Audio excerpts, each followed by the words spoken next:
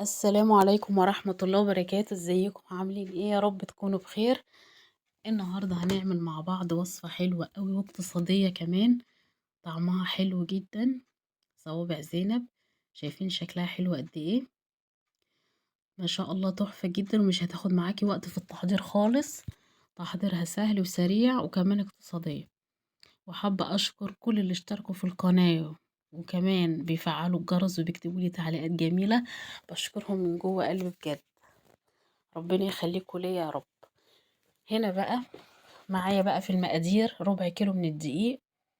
معايا 75 جرام من السميد، 4 جرام خميرة، 60 ملي من الزيت، 150 ملي من المية مش دافية ولا حاجة، المية من الحنفية. خلاص طبعا هي المرة دي ما خدتش المية كلها، سابت حوالي معلقتين. في مرات تانية كنت بعملها بتاخد المقادير كلها او بالمية كلها على حسب نوع الدقيق. يعني ال150 ممكن يقلوا أو ممكن يبقوا 150 على حسب نوع الدقيق. أهم حاجة نحط المية بالراحة، ما نكترش في المية. يعني زي ما انتوا شايفين كده، لما احس ان عايزة مية ازودها بالمعلقة، عشان ايه ما تزيدش المية معايا واضطر ايه بقى العجينة تبوظ والمقادير كلها تبوظ. زي ما انتوا شايفين بالشكل ده فوت بحوالي معلقتين. زي ما قلت لكم ممكن في مرات تانية تاخد ال150 ملي مية كلهم. عجنتها وهي عجينة مش طرية ومش ناشفة قوي، وسط. وسبتها ترتاح 5 دقايق بس، طبعا مش عايزينها تخمر عشان ما تنفش يبقى شكلها وحش في الزيت. وهبتدي ان انا اقطعها رولات كده زي البقسماط. وهبتدي ارولها بقى بايديا الاتنين اهو، واقطعها لقطع صغيرة. حابين بقى توزنوها او كده براحتكم. انا موزنتهاش، يعني احنا ايه عملتها كده بالنظر اهو، بالشكل ده كده. هرول واقطع هرول واقطع. وعايزين تقطعوا الحجم اصغر من كده برضو براحتكم. طبعا انا برضو لما جيت اشكلها وحسيت انها كبيرة قوي على بصمة الكحك، طبعا ابتديت اسويها واقطع منها يعني. كل ما تكون صغيرة بتكون احسن. دي بقى بصمة الكحك، ده احسن شكل بيطلع صوابع زينب يعني. في ناس بتعمل على منخل وفي ناس بتعمل على مقصوصة، اي حاجة بقى اللي عندك اشتغلي بيه هتبقى حلوة قوي. جبت بقى قطع من العجينة وفردتها الاول، بصبعها كده بايدي ولو فيها زيادة زي ما قلت لكم بشيلها وبسويها. وهفردها كده على البصامة وهلمها بالشكل ده كده. هتاخد الشكل بتاع البصامة وهتبقى شكلها خطيرة. خلاص هعمل كام واحدة معاكم عشان بس تتأكدوا. بجيب القطع الصغننة، شفتوا بسويها ازاي. كل ما تكون صغيرة يكون احسن، لانها برضو بتنفش حبة في الزيت، حاجة بسيطة. وكمان بنسيبها ترتاح شوية بتاع 5 دقايق كده برضو، او 10 دقايق. يعني عقبال ما تخلصي الكمية بتاعتك تكون اتخمرت. تاخدي من اللي انت ابتديتي فيهم في الاول تشكيل وتبتدي تقليهم على طول. ادي شكلها اهو، شكلها حلو قوي. طبعا هناخدها على الزيت دلوقتي ونقليها.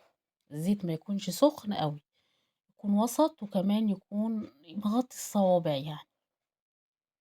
بفردها وابتدي ارولها على بعضها.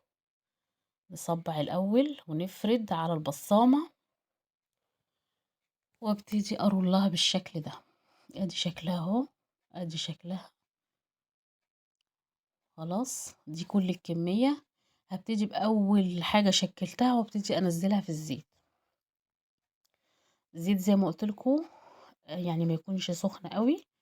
وهبتدي أنزلها وعلى نار واطية عشان تكون مقرمشة. طب انتي مش عايزاها مقرمشة قوي، تعلي النار شوية تخليها متوسطة مايلة للعالية.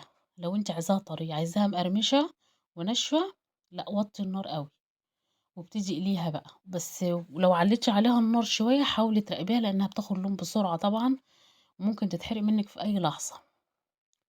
خلاص ما نحاولش نكتر في الحاجة اللي بنقلي فيها عشان ساعة التقليب ما تتكسرش معايا وتبوظ. وكمان عايزة اقول لكم على حاجة، لما نيجي نقليها ما نقليهاش الا لما نيجي نقليها ما نقلبهاش غير لما تشد. اول ما تبتدي تشد معانا في الزيت نقلبها على طول او نقلبها على طول. خلاص وأول ما تاخد لون أحمر مثلًا من جنب نبتدي نعملها على الجنب التاني اللي هو إيه ما تلونش. هي بتاخد وقت شوية لمّا تكون النار واطية، طب لو النار عالية مش هتاخد معاكِ وقت كبير، وزي ما قُلت لكم بتكون طرية شوية، فده طبعًا على حسب راحتِك. ده بقى عسل تقيل بارد، كوبايتين من لأ كوبايتين من السكر، كوباية من المَيّة، عصرة ليمونة ساعة الغليان، وبعدين حبة فانيليا، واسيبه يغلي شوية كده لحد ما الاقيه عمل فقاقيع، وخلاص اطفي عليه واسيبه يبرد. ويكون جاهز عشان إيه، أي حلويات أنتِ عايزة تعمليها بتاخد شربات تقيل بارد. أهو ما شاء الله برضه ربع كيلو عمل لنا كمية حلوة جدًا. بُصّوا، أنا طبعًا كنت ماسكة الموبايل بإيدي فعمّال يتهز ويتحرك مني. أهو أنا باقلّب بقى واسيبها نسيت أقول لكم باسيبها في الشربات شوية تاخد وقتها، يعني اسيبها في الشربات لحد ما اطلّع الحبة التانيين اللي في الزيت. ساعة ما اطلّع الحبة اللي في الزيت طبعًا أكون شايلة الإيه، اللي هم اللي في الأول. دول كده أنا شِلتهم، أحُط بقى الجداد في الإيه، في الشربات، وأدي الشكل النهائي ليها، شكلها حلو وشاربة الشربات، بُصّوا بقى شاربة الشربات وجميلة جدًا ومقرمشة.